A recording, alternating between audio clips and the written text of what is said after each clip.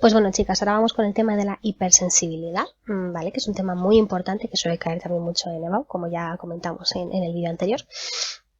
Y bueno, la hipersensibilidad es la reacción en contra de sustancias inocuas, por ejemplo el polen, ¿vale? El organismo lo reconoce como extraño y lo ataca con mucha fiereza además, generando situaciones pues un poco desagradables. Hay otros tipos de hipersensibilidad, ¿vale? Pero la más conocida es la alergia, que es la hipersensibilidad de tipo 1 y es la que vamos a ver aquí. Las demás no las vamos a ver, vamos a solamente mencionarlas, ¿vale? Las mencionaré.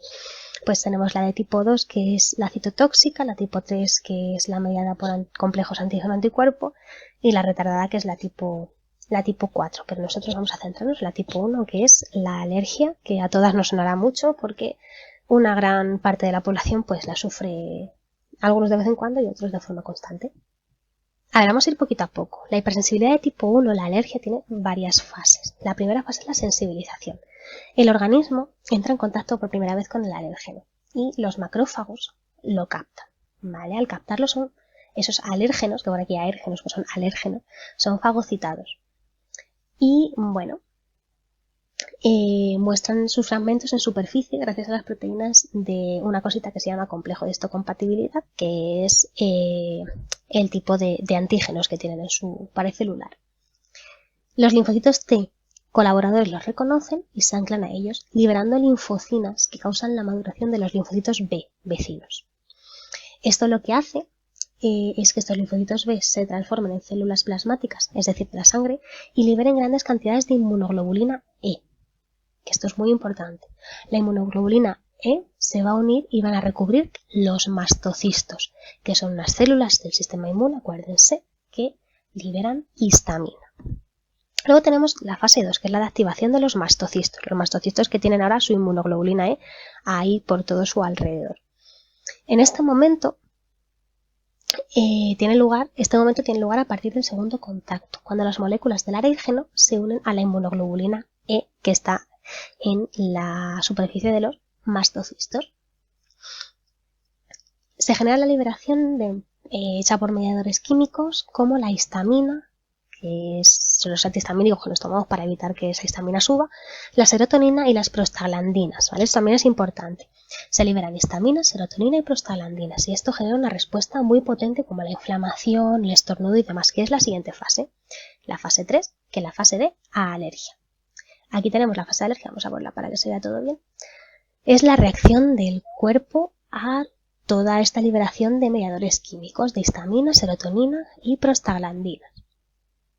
Esto provoca los síntomas de la alergia, pues eso, los estornudos, el asma, que se nos hinchan los ojos y lloramos un montón. Todas estas reacciones para expulsar lo que quiera que sea que tenemos en el cuerpo, que en realidad no nos hace tanto daño, pero nuestro cuerpo reacciona como si nos lo hiciera.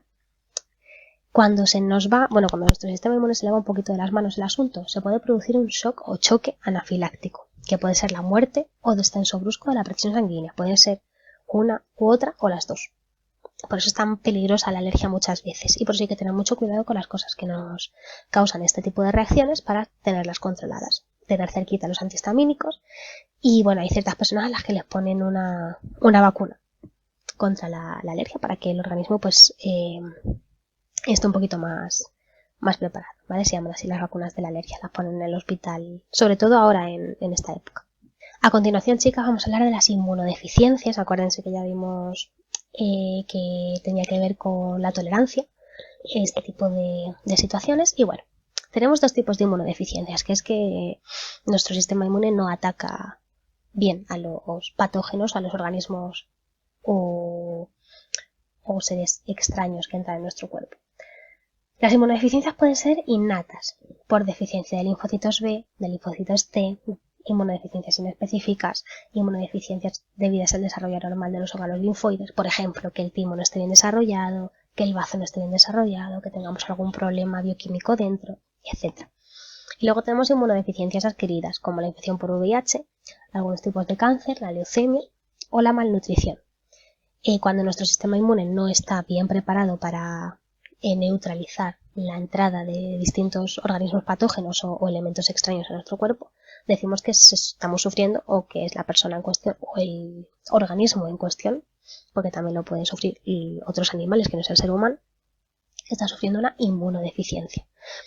La más conocida de las adquiridas, la infección por VIH, porque el VIH ataca a los linfocitos T y son, como ya saben, cruciales en la respuesta inmune. Sin esos linfocitos no puedes atacar los patógenos que te están infectando. Entonces tú no te mueres por SIDA, no te mueres por la infección del VIH, sino que si te mueres lo harás por una infección de cualquier otro patógeno, porque no tienes defensas. Estás con las puertas abiertas para que entre todos los bichitos que sean. Bueno, a ver, muy importante también, las innatas no las podemos controlar, pero las adquiridas sí. El cáncer regular, pero por ejemplo la malnutrición pues se podría prevenir con una adecuada ingesta de diferentes tipos de nutrientes, alimentos que estén a nuestro alcance. Y no solamente en países desarrollados, sino en países que no tienen acceso a alimentos básicos, como por ejemplo la alimentación, una alimentación que sea saludable y que esté tratada pues para evitar que nos contaminemos, que sea unos alimentos que estén limpios, que estén bien cultivados o que estén bien obtenidos.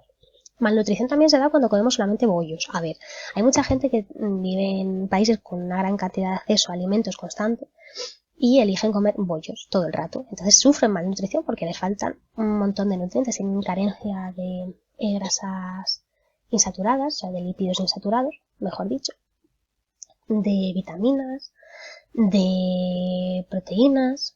Entonces eso también es malnutrición y eso también desemboca en una inmunodeficiencia, o podría desembocar en una inmunodeficiencia, no tiene por qué, pero es un factor de riesgo.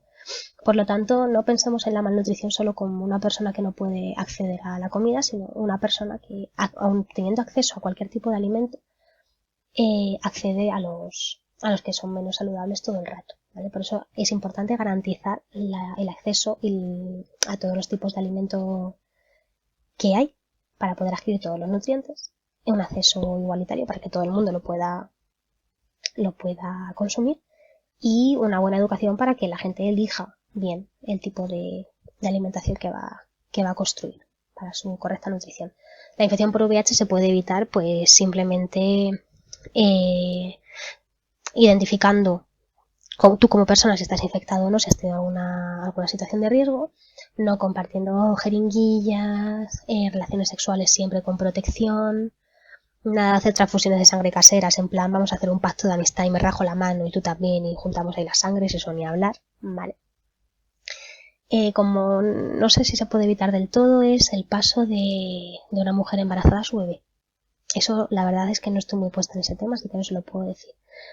Pero eso también es un factor en el que si no se produce ningún elemento de barrer, se va a dar, una situación que se va a dar. ¿Cómo no se contagia el VIH? Por dar un abrazo, por estar cerca de la persona, etcétera, etcétera. Vamos, que puedes hacer vida normal con una persona que tiene SIDA y la persona que tiene SIDA puede hacer una vida normal. Lo único, pues tener mucho cuidado a la hora del intercambio de fluidos. Ahora vamos con los trasplantes, ¿vale? Que son muy importantes y entran mucho. A ver, los trasplantes son terapias basadas en la sustitución de un órgano enfermo por otro que funciona adecuadamente. Tenemos 4 tipos de trasplante. El autotrasplante, que es si el órgano o tejido trasplantado procede del mismo individuo. Por ejemplo, yo me quemo el brazo y me sacan un cachito de tejido de la piel de la pierna y me la ponen en el brazo. Eso es un autotrasplante, ¿vale? Isotrasplante. Si el donante es un individuo genéticamente idéntico al receptor. Esto solamente ocurre en el caso de los gemelos univitelinos. Por ejemplo, si yo tengo una hermana gemela y yo tengo un problemón en el pulmón y me tienen que sacar los 2 pulmones y mi hermana gemela me dona uno de sus pulmones, pues sería un isotrasplante. Luego tenemos los alotrasplantes, que es si el donante es un individuo genéticamente distinto al receptor, es el más común. Por ejemplo, una persona, tú tienes un amigo o tu pareja o lo que sea, que te quiere donar un riñón y te lo puede donar perfectamente siempre y cuando sea compatible contigo. Lo de la compatibilidad tiene que ver con los antígenos de superficie. Tienen que ser los mismos antígenos los de esa persona y los tuyos, porque si no se produce un fenómeno llamado rechazo, que ahora veremos en qué consiste.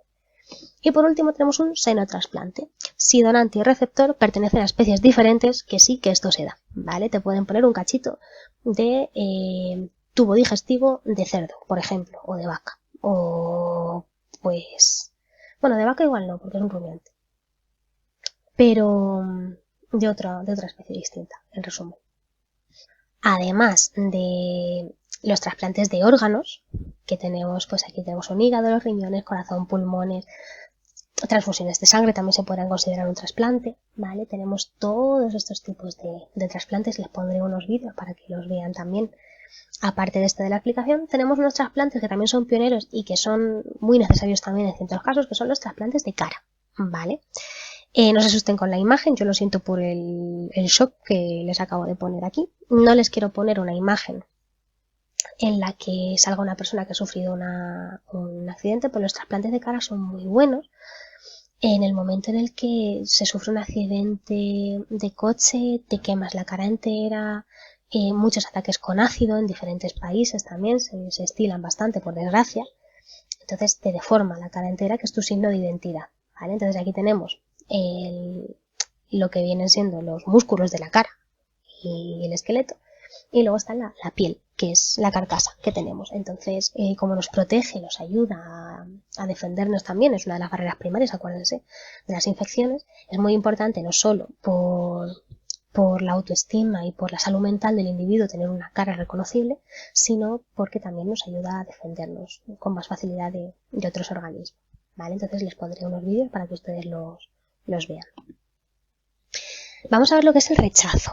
A ver, el mecanismo de rechazo tiene lugar cuando los linfocitos T del cuerpo del receptor no reconocen las células del nuevo órgano como propias. Los linfocitos citotóxicos y los macrófagos invaden el nuevo órgano, lo atacan. Y esto depende de lo diferente que sean sus antígenos de superficie. Es decir, si mi órgano que yo acabo de recibir tiene un antígeno de superficie o unos antígenos de superficie muy distintos a los del resto de mis órganos, mi sistema inmune lo va a rechazar, es decir, va a atacarlo y lo va a considerar un patógeno enorme. Por eso es muy importante la compatibilidad entre los órganos. A ver, para evitar el rechazo se utilizan inmunosupresores. Disminuyen la respuesta del sistema inmune, por lo tanto no pueden atacarte, no te puedes atacar a ti mismo, ¿vale? Estás un poquito más controlado. Sin embargo, puede ocasionar otros problemas, como el déficit en la respuesta inmune por una infección de verdad. Por ejemplo, si estamos tomando inmunosupresores y nos infectamos con cualquier otra enfermedad, que tengamos de pues una enfermedad infecciosa, ahora con el coronavirus o con la gripe o cualquier historia, no tenemos sistema inmune, no tenemos aparataje inmunitario suficiente para atacar a esos nuevos individuos, a esos patógenos que nos han atacado. Por eso la gente que tiene esos problemas va siempre con mascarilla, porque tienen que cuidarse mucho de no contagiarse de nada, porque están tomando medicamentos inmunosupresores para evitar ese rechazo. No tienen sistema inmune, por decirlo de alguna manera un poquito más simple.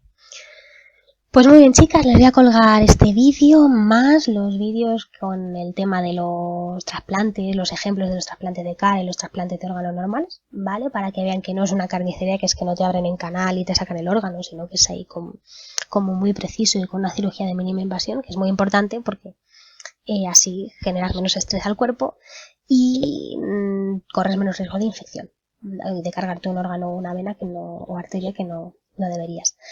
Entonces, chicas, esto es un tema muy interesante, aunque no lo vayan a estudiar para la BOL, sí que les recomiendo que vean los vídeos, por lo menos para que les suene, sobre todo las personas que van a ir a hacer alguna carrera de ciencias, me da igual que sea psicología, medicina, enfermería, la que sea, pero es importante que lo conozcan por lo menos para tener unas nociones y que no les suene luego a aramio, ¿vale, chicas?